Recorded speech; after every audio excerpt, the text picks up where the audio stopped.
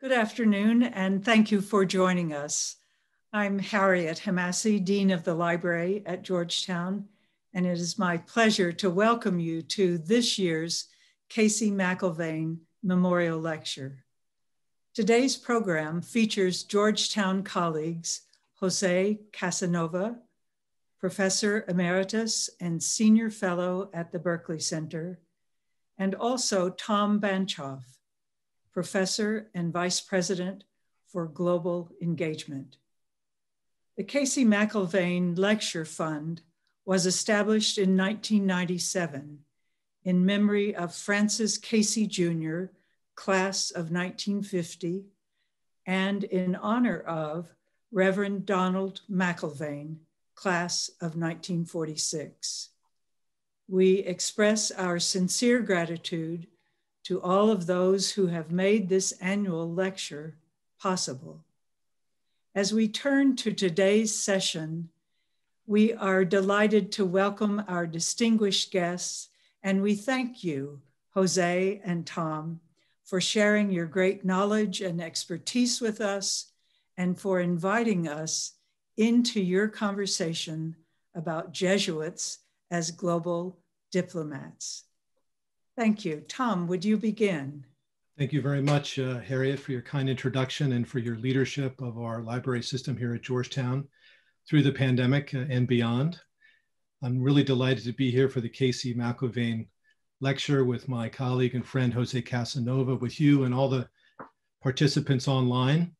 I say participants and not audience because the goal here is to really have a conversation, a dialogue about some critical issues and to bring you in as much as we can and as soon as we can, if indeed we can discipline ourselves in our two-way conversation to get things started. So with that in mind, please have a look at the Q&A function and start sending in questions as soon as we begin. And as I say, we'll try to leave plenty of time for a wider conversation going forward. Now, before I introduce Jose, let me say a little bit about our topic in general. As Harriet mentioned, the title of the conversation today is Practicing the Culture of Encounter, Jesuits as Global Diplomats from the Early Modern Era to the Present. I think you'll agree it's a very fitting topic for Georgetown for several reasons. We are the oldest Catholic and Jesuit university in the United States, located in Washington, D.C., which is still the capital of the most influential country in the world. We have a vibrant Jesuit community with scholars and teachers across disciplines here on campus. And of course, we're home to the Walsh School of Foreign Service, founded in 1919. Many of you will remember it was pre-COVID, not too long ago. In 2019, we celebrated the centennial of the Walsh School. And of course, we'll be learning more, hearing more about Edmund Walsh, S.J. as part of our conversation. So there's really no one better equipped to accompany us through these topics than my friend and colleague, Jose Casanova. Many of you know him already as one of the world's most preeminent sociologists of religion. He's the author of Public Religions in the Modern World, a classic, widely considered a canonical text for the study of religion and world affairs, published now some 25 years ago. We were very fortunate to recruit Jose from the New School for Social Research 13, 14 years ago now into our Berkeley Center for Religion, Peace, and World Affairs, where he has been a pillar of our activities. He continues to be very active as a senior fellow, but has, as you've heard, taken on a more elevated status as a professor emeritus of both sociology and theology. So Jose, if it's okay with you, I'm going to refrain from mentioning your awards and accolades and honorary degrees so that we have a little more time for discussion. So with that, why don't we jump right in? And rather than going straight into the topic matter, we agreed it made sense to hear a little bit about your intellectual development, how you got interested in the topic of the Jesuits, and along the way you can share some of your own scholarly trajectory. Well, first of all, thank you, Tom, for the kind introduction, as always. And thank you, Dean Hamassi, for the kind invitation to deliver the lecture this year. It's a great honor for me. Well, actually, I met the Jesuits in the sense in Innsbruck when I studied theology. They were running the Faculty of Theology of the School of the State University. And I also was resident fellow, a student at the Collegium Canisianum for 4 years. This was right after the council. For me, it was obvious that the Jesuits had played a crucial role in the Aggiornamento. Those were the most important intellectually and probably personally formative years for me. And however, then I became a sociologist. And actually it was my professor, the person who had the greatest influence on my intellectual development, Franz Schupp, the young, brilliant theologian, the successor of Karl Rahner in the chair of dogmatics in Innsbruck, that actually told me to come to the New School in New York City to study German sociology. And while studying German sociology, I became basically a student of modernity. And the Jesuits do not have a very good reputation in any history of modernity. They appear as the counter-Reformation, the counter-Enlightenment, the counter-liberalism, the counter-nationalism. So it was for me actually a late discovery as I became less and less satisfied with the Eurocentrism and the modernicentrism of our theories of the globe, that looking for a kind of a revisionist theory of globalization and going beyond our theories of Western modernity, that I really became acquainted historically with the Jesuits and the work they did in the early modern era as pioneer globalizers. Thanks, Jose. And perhaps we should throw in a plug for our book. Since you mentioned some of the intellectual genesis, we co-edited a volume with Georgetown University Press 4 or 5 years ago now on the Jesuits and globalization, which was a wonderful experience and my opportunity to get to know you better and become more familiar with this important work. So you shared a little bit about your intellectual trajectory. Now, if we go back to the Jesuits historically, founded in 1540 by Ignatius of Loyola with friends that he had met at the University of Paris, very quickly established as a dynamic order of missionaries, but also educators within the church. That's what we think of when we think of Jesuits: missionaries, educators, scholars, not so much diplomats. Can you tell us something about that side of the story? Well, diplomats, some of them actually, very few of them, actually function as official diplomats in different contexts. And we can talk about a few of them, the most famous one later on. But besides this role of official diplomats, one can think their global role as cultural brokers between North and South, East and West, and all the cultures of the world. And in this respect, is practicing what Pope Francis, the Jesuit Pope, has called the practice of the culture of the encounter. And it is in this role particularly that you could say has been a characteristic of almost all the Jesuits in their global missions. So some of them have played a role as official diplomats, and we can talk about a few of them.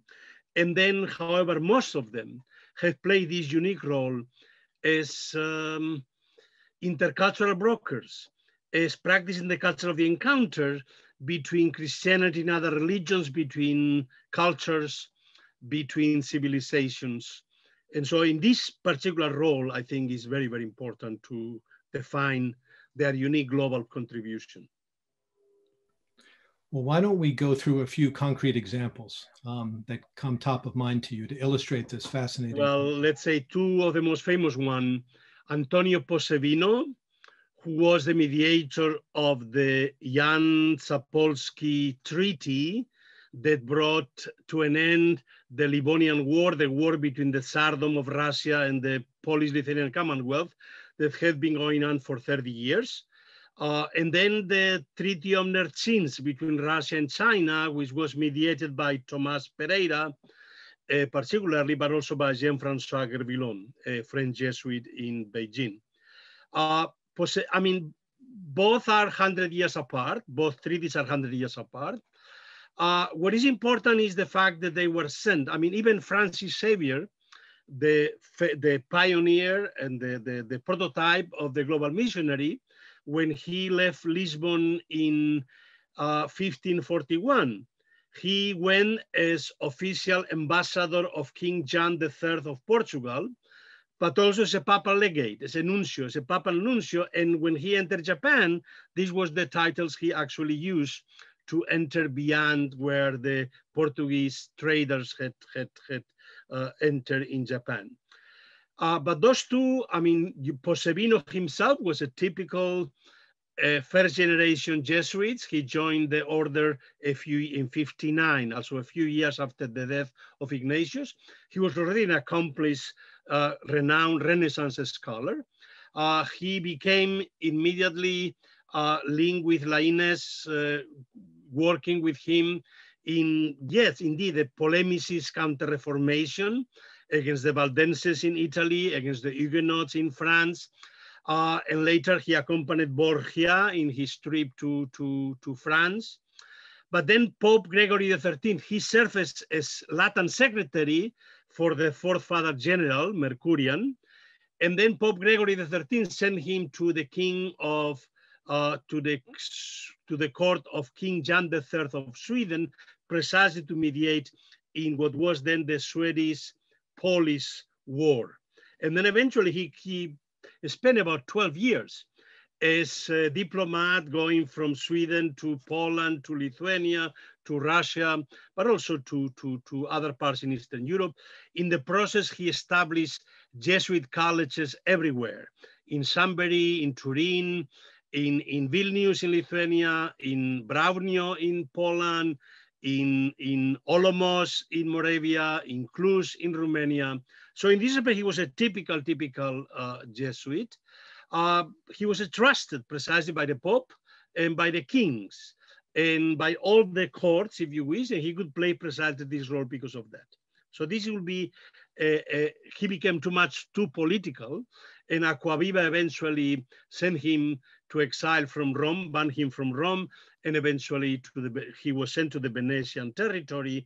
He ended his life as a great scholar, writing the famous Bibliotheca Selecta that became kind of the encyclopedia of counter-reformation learning for the Jesuits, the Ratio Studiorum, and also a famous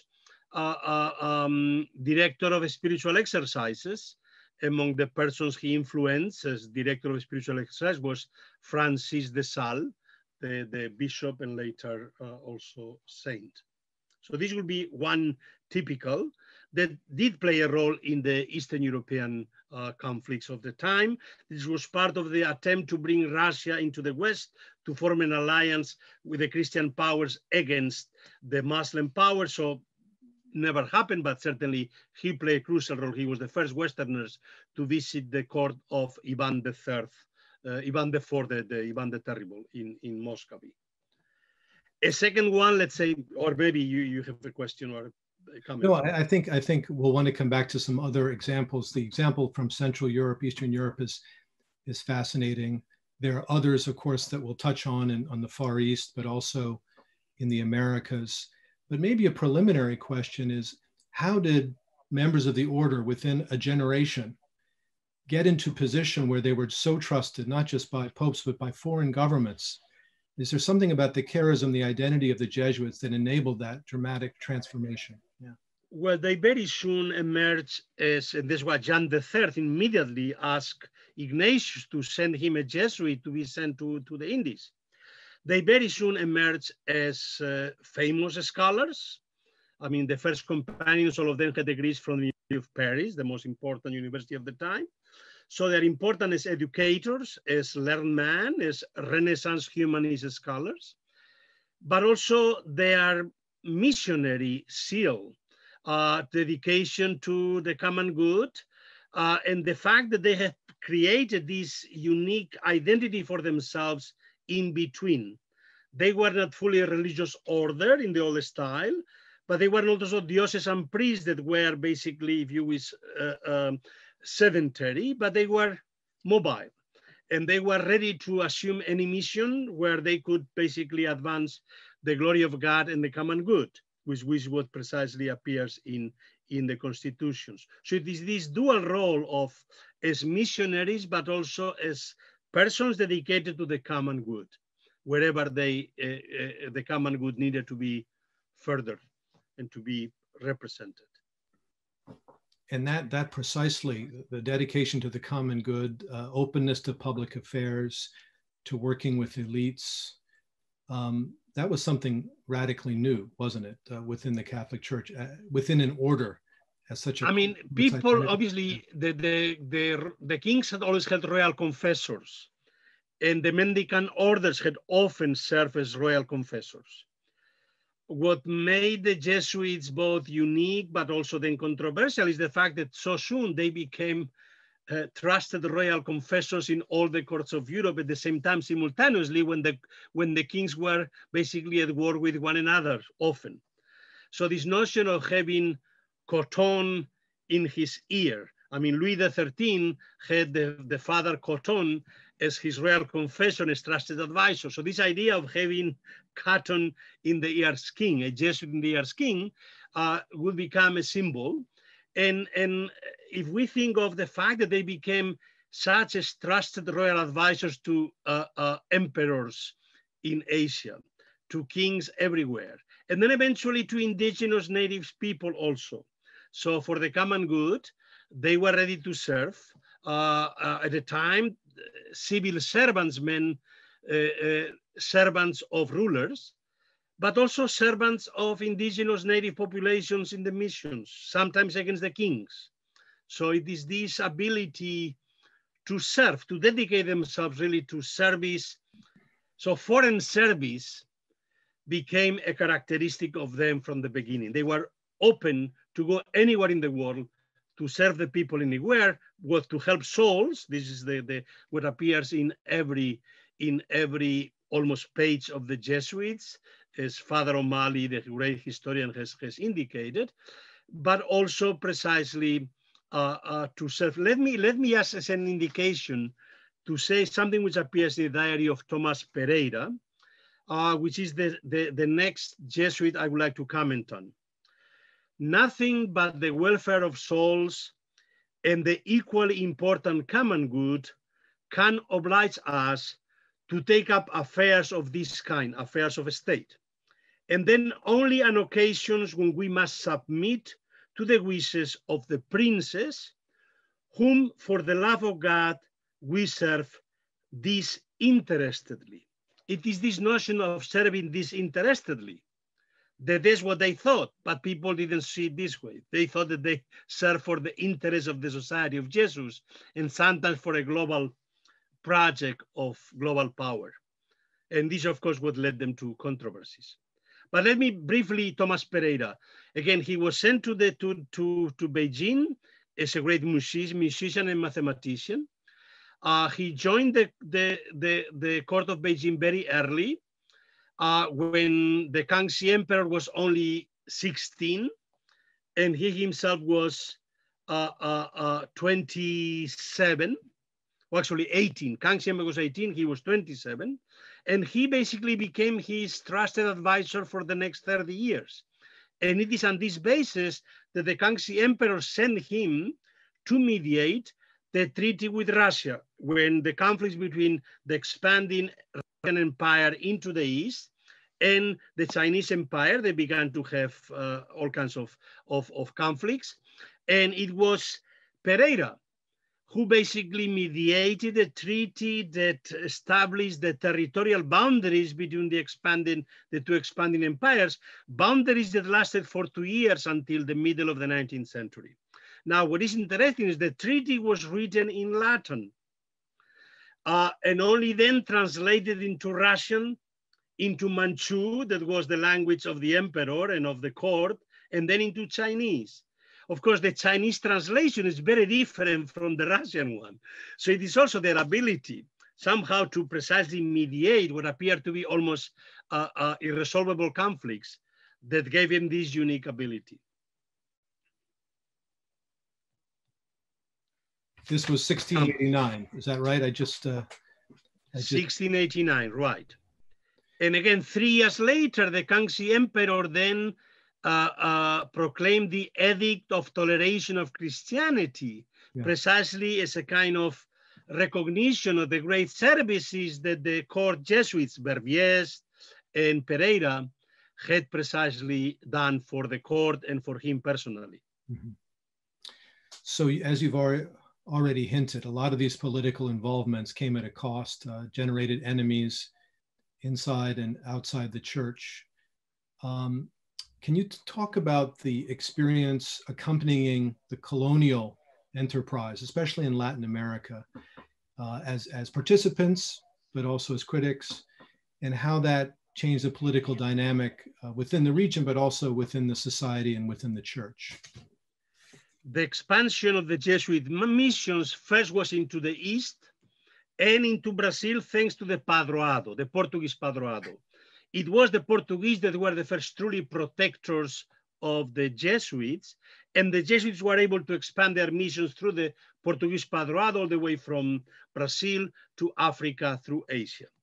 The expansion into Latin America came later because although it was, many people view the Jesuits as a Spanish order, and the first three Father Generals were Spanish, and the Portuguese make sure that the fourth would not be Spanish, it would not be Polanco, but it would be somebody else.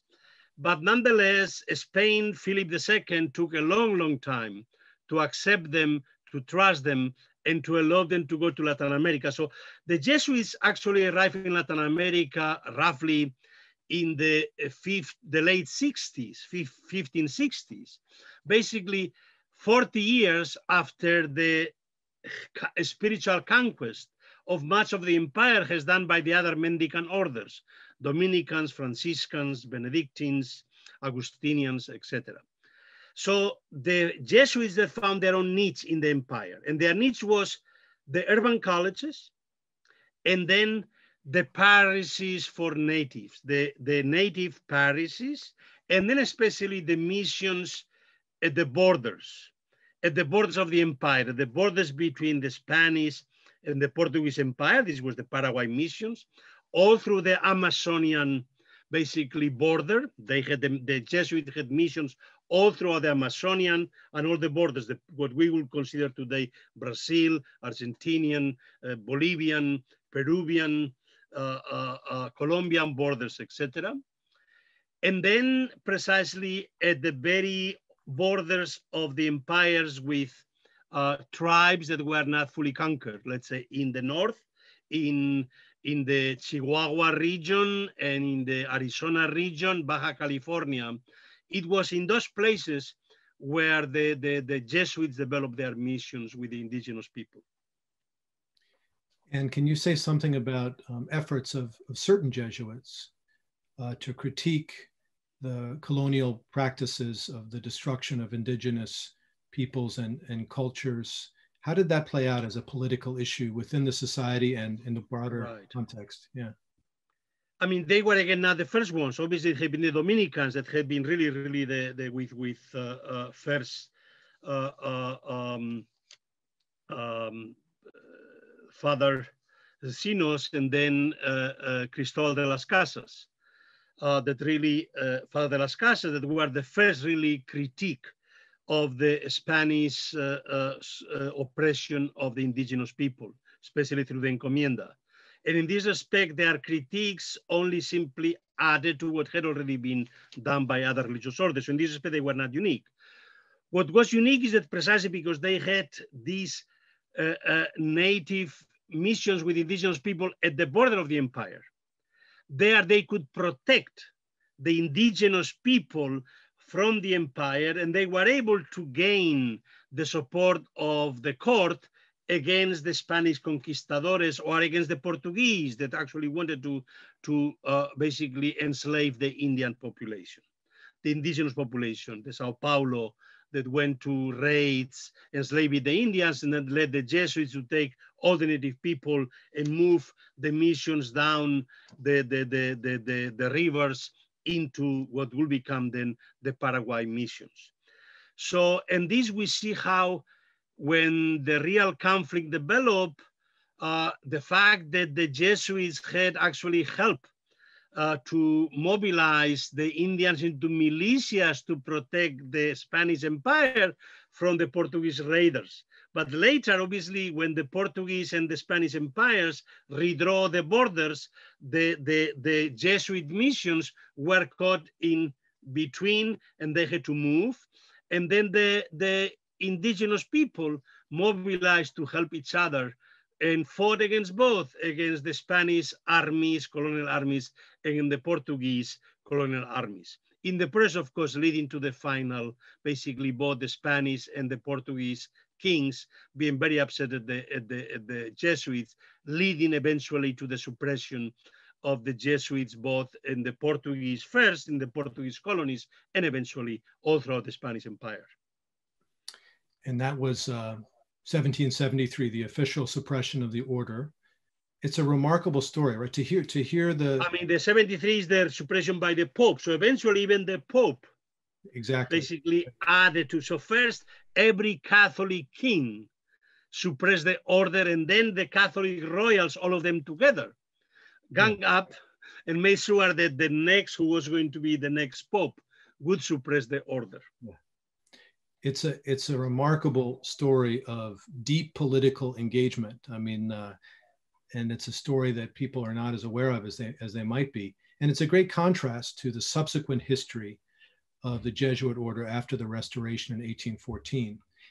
In the interest of time, let's fast forward to our own Edmund J. Walsh, one of the founders of our School of Foreign Service, and see if there are lines of continuity or change, in your opinion, in his interactions and activities as a diplomat as well as a scholar. So just a couple of facts for folks as background.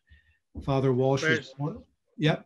First, let me say that his international interest came because of the fact that he was actually studying theology in Innsbruck, in the same place where I studied theology, right before World War I. So he came in 1913. Yep. In 1914, when the war started, he had to leave to Innsbruck to continue studying theology in Woodstock. Was ordained a priest in 1916, dean of the college, of Georgetown College, but then came again the US entering World War I, and once again, international affairs interfering. He became involved in the formation of the ROTC system, basically organizing the system throughout the Eastern colleges. And then in 1919 came the formation, the foundation of the School of Foreign Service, several years before the US itself had a foreign service. So in this effort, they were ahead of even the US in the notion of the need for a foreign service, training diplomats that would know international languages and cultures to serve precisely international peace. Mm-hmm. And then he was called by the Vatican in 1922 to serve as the director of the Papal Vatican Relief Mission of the famine, the relief of the famine in Russia under the Bolshevik regime.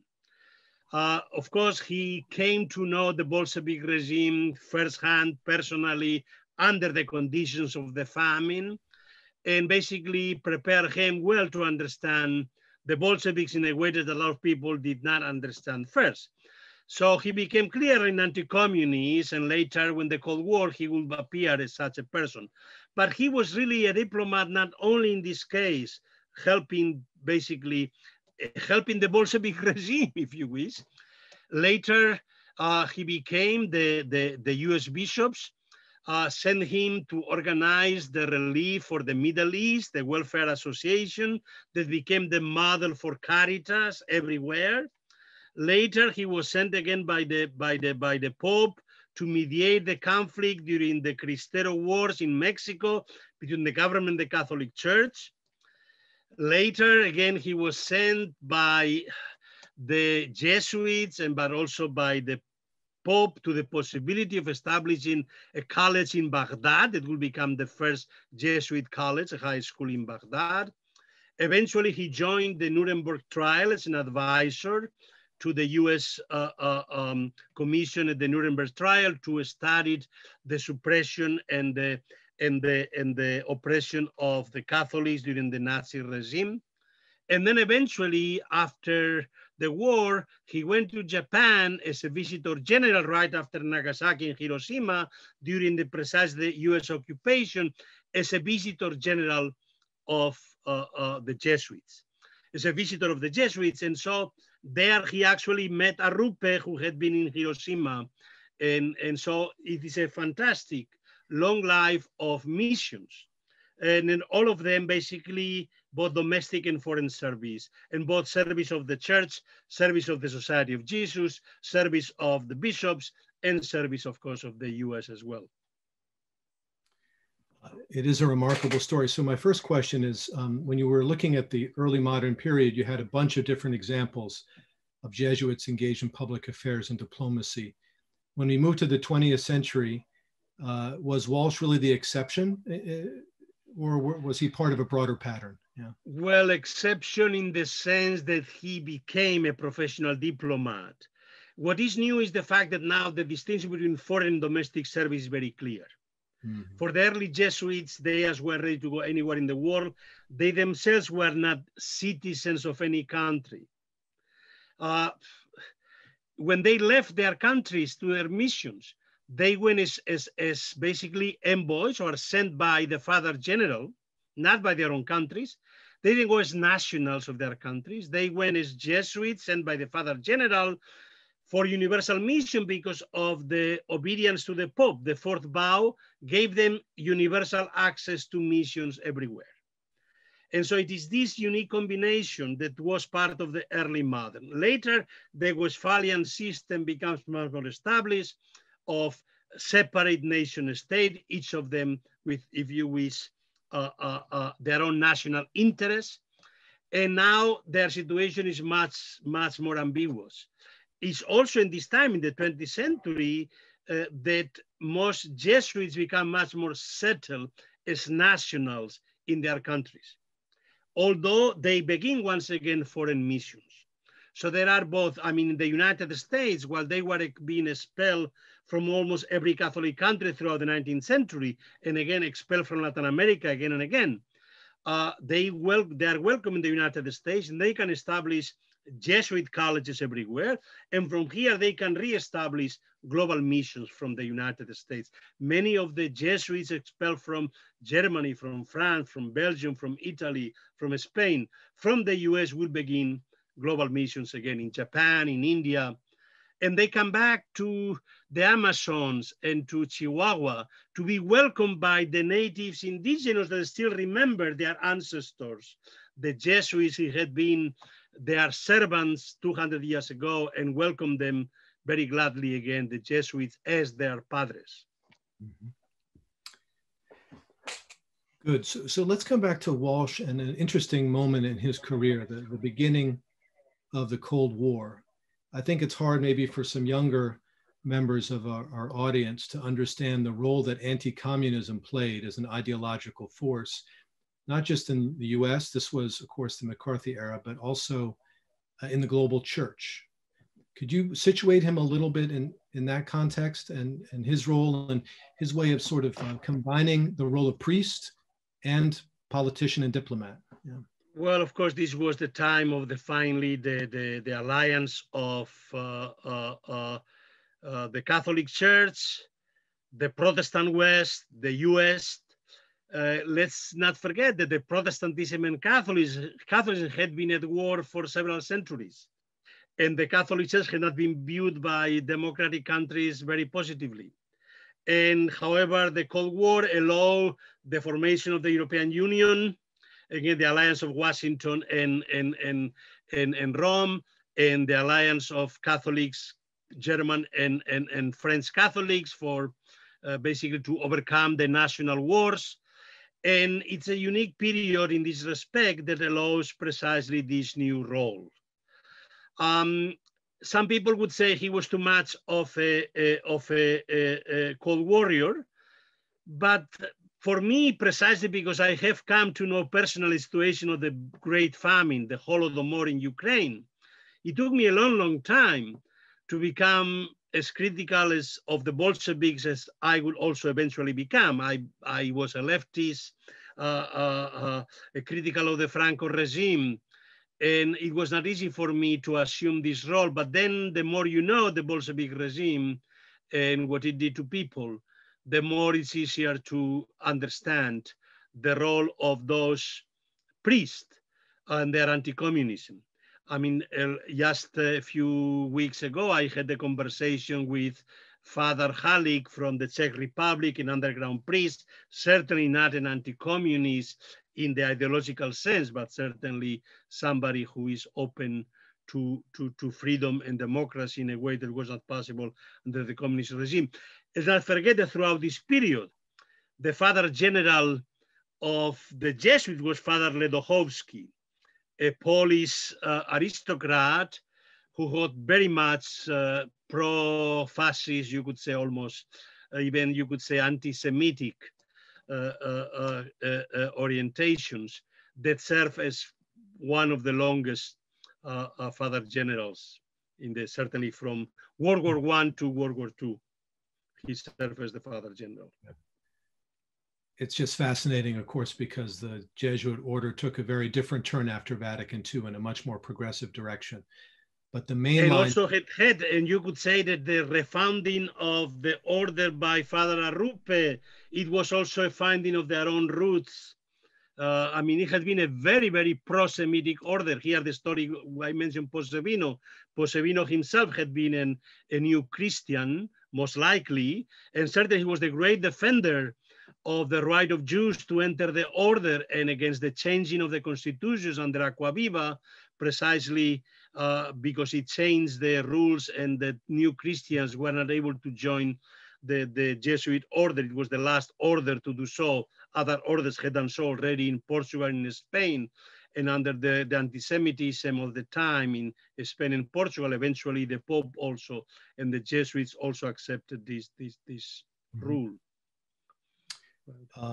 Great, we'll keep the questions coming in. We have one that I want to share about Father Walsh that relates to Latin America, maybe links back to some of our previous discussion.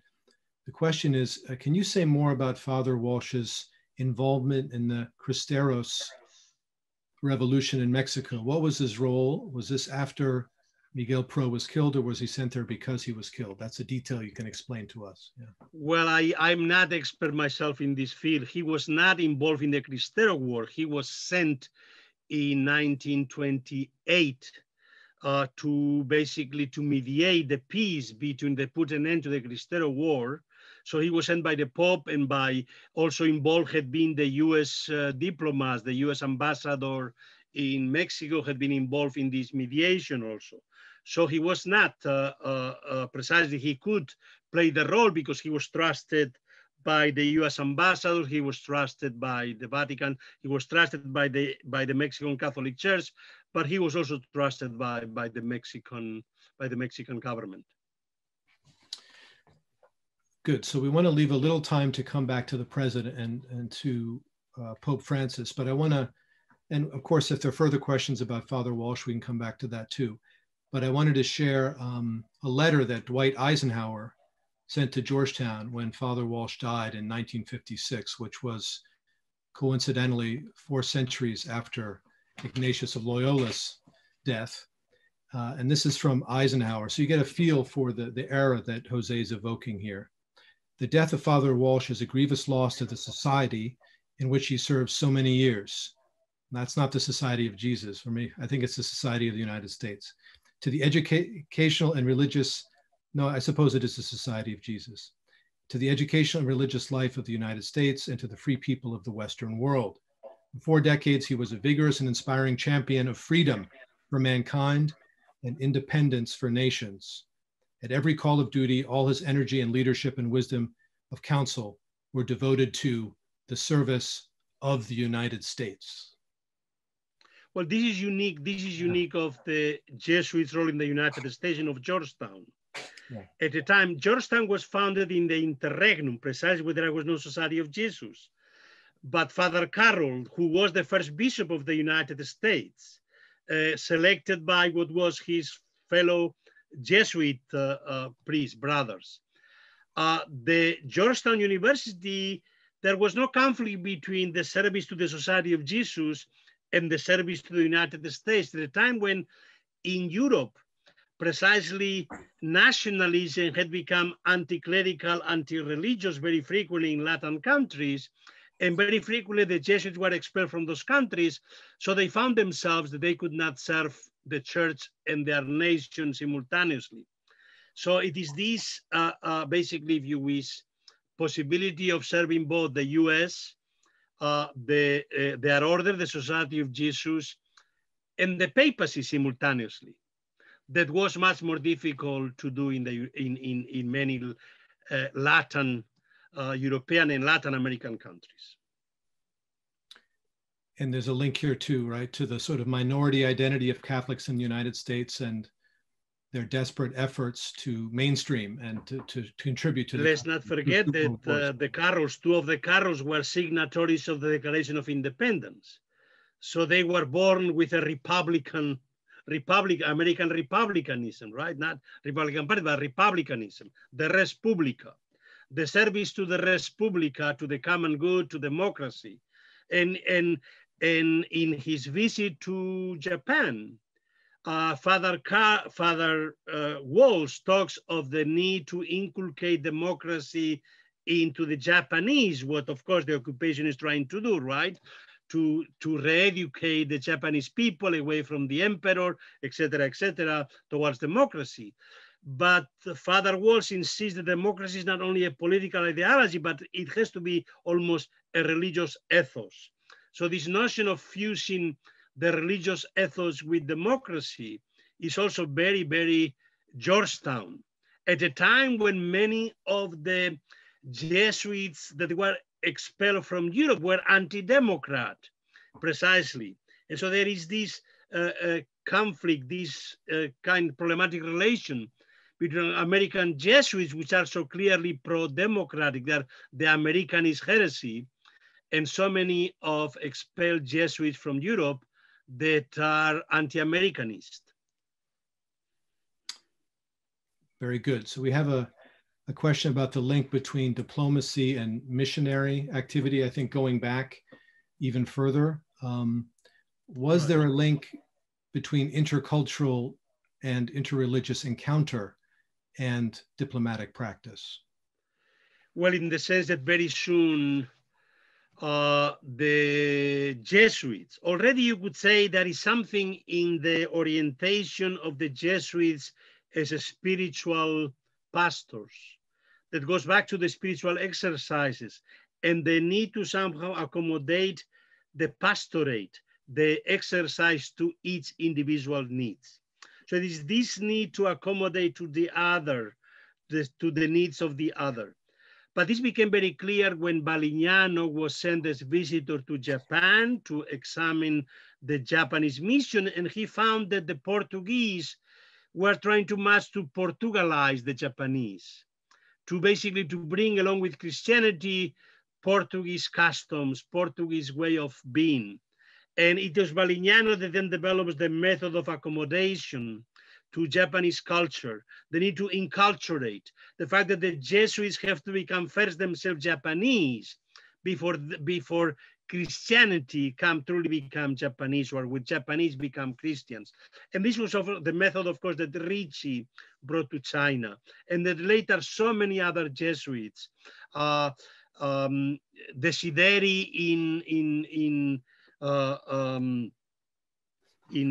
Tibet, and other Jesuits in the Madurai mission in India, and to a certain extent, even Acosta in Latin America, in Lima, where he insists that to Christianize the indigenous is not necessary to Hispanize them. This idea that you don't need to Europeanize the other, that Christianity is somehow this universal religion without culture, that Christianity is not a European religion, therefore you don't need to Europeanize the other.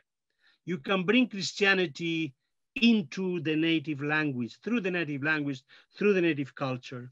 So you have to somehow incarnate Christianity in its culture, and only in this way it can truly become universal. And somehow they are aware that from the beginning, Christianity is both Latin and Greek. And therefore, it can also become Japanese and Chinese and Guarani. I mean, the Guaranese mission. Paraguay is today the only country in Latin America that still most people speak Guarani, not Spanish, because this was the language of everybody. And the language, and because many of them were not even Spanish missionaries, they were German missionaries, Czech missionaries, Bohemian, Italian missionaries. This international character of the missions, in which they didn't bring any particular national European culture, but they brought Christianity along with the enculturation, and with meant to be at the service of the people they wanted to become Christians. Well, we hear echoes there, I think, of some of the ideas of Pope Francis. And so let's return, or come to rather, Pope Francis and this amazing pontificate at the end of our conversation. The first Jesuit Pope, very active on the global stage. We have a couple of questions that have come in. One is an important general question maybe you could comment on to get us started. Could you comment on the fact that Pope Francis is a Jesuit? Is there a specific impact on his diplomatic work? I think yes, in the sense of his own personal experience as an immigrant to Argentina. And then his experiences provincial and his negative role he played, and the need to learn how to be more diplomatic, to keep different parts of Argentinian Catholicism together in dialogue with one another instead of going into civil war. And this you find in these interviews with Spadaro in Civiltà Católica, his learning experience, and the way in which he talks of accommodation, enculturation, and many of other crucial discernment, and many other crucial aspects of being a Jesuit, which is important because after being the bishop, after being made a bishop, he almost broke contact with the Jesuit province in Argentina. So first, when he was made a pope, the Jesuits were a bit apprehensive how much of a Jesuit he is. So it was for them a kind of a great consolation, which was a great Jesuit word also, to see how much of a Jesuit he was. A Jesuit, but also in the sense also of this global service, of being the Bishop of Rome, of being open to precisely ready to practice the culture of the encounter with anybody, with the Moscow Patriarchate in La Habana, with the Sunni leader in Qatar, in Abu Dhabi, with now with al-Sistani, the Shiite leader in Iraq, with anybody. He will go to Lampedusa to practice the culture of the encounter with the immigrants and refugees. He will go to basically India and to practice the culture of the encounter with ordinary people in a shrine where Christians and Buddhists and Hindus come together. Let's say I'm talking of Sri Lanka. And so this willingness, he doesn't go so much. He has not visited yet Argentina. He doesn't visit so much places where we can be acclaimed as the great, if you wish, Catholic leader, because many other popes also travel a lot. I mean, John Paul II had traveled all over. But it was more to travel to show his kind of, if you wish, almost charismatic role as the leader of the Catholics. Francis goes there to encounter the other. In many of his visits are to encounter the other. His visit to Korea, his visit to Sri Lanka, his visit to the Middle East, or when he visits the places in Europe, is in the peripheries, to do the work of the immigrants, to accompany the immigrants, the refugees. Now, someone asked about China here. So China is a good example of diplomatic engagement. He has not been able to visit China. He said he would like to, but he has engaged in dialogue with the Chinese government on a range of questions and been criticized roundly for it. Do you see lines of continuity there with earlier approaches to China and Jesuit? For the Jesuit, China is especially symbolic. It's the great China mission, China and Japan, of course. Russia also, Russia had the Mission Muscovitica has always been very crucial for the Jesuits since the 17th century. But China, of course, they know the Chinese culture. They know that it cannot be treated simply as a communist regime the way it was treated. It's an old country, a state that has more than 2,000 years old.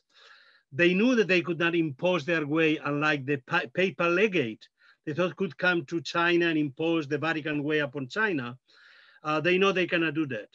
And they had to enter into true dialogue with a very old civilization, a very old power that doesn't fit neatly within the Westphalian model also of international relations, because of the long history of tributary relations that the Chinese empire had with all its neighbors. So knowing this culture, they have to practice the culture of the encounter at many, many different levels. The way they did with the Emperor Kangxi, the fact that they played such a role as servants, almost as courtiers of the Kangxi Emperor. And that, however, this was what allowed them to protect the Kangxi and the Jesuits at the court could then protect the Jesuits and the Jesuit missions and the Chinese Christians everywhere. So this willingness to a certain extent to try every possible way to protect Christianity and to advance Christian interests, but not just for the sake of Christians, but for the common good. Very good. Well, maybe as a last question, I'll touch on an issue that was raised in the chat and put a twist on it. And that is the issue of the future of democracy. If we look around the world now, we think of Pope Francis, the Jesuit, engaging in a culture of encounter at a time when a lot of the political trends are in the wrong direction. We know existing democracies are facing difficulties of various kinds, but also that autocracy is on the rise, human rights violations on the rise around the world. How does that change the context for a culture of encounter? Can you, as Pope, for example, actively criticize the human rights situation in different countries? And how do you balance that kind of diplomacy with the need for dialogue and support for Catholics within those national spaces? A long-term perspective, historical perspective, leads to a recognition that there are some fundamental principles that have to be defended, but not necessarily forms of government. And so to defend the common good, to defend the interests of all of humanity, to defend the rights of every person, but not necessarily in the terms of juridical defense of human rights, the way we may view it in the West. And this, you can go to the early period in which, on the one hand, the Jesuits served loyally kings everywhere, but they were also accused of being regicides because they did not defend the absolute rights of kings, because they defended the right of a common universal good that was over the Westphalian principles, that they were not loyal to the Westphalian principle of royal absolute sovereignty, but they were ready to defend the right of the people to choose their rulers. Not democracy, but the form of popular sovereignty that goes back to the Middle Ages, to the rights of people, that actually was against the absolute rights of kings. So in this respect, there is these fundamental principles that they will defend, but it transcends also historical forms of government, including sometimes our own understanding of what democracy is. Obviously, democracy in ancient Athens was very different from democracy in the medieval, let's say, communes, were also a form of popular sovereignty. I mean, the Renaissance humanists, many of the Italian Jesuits came from these basically urban republics. So they were familiar with the concept of republicanism, but it's different from the modern conception of democracy. So again, in this respect, and if the modern conception of democracy means national sovereignty, but at the expense of the universal common good, then Jesuits cannot accept this absolute national interest. There is always the universal interest of the common good of humanity has to be there as a critique of national democracies.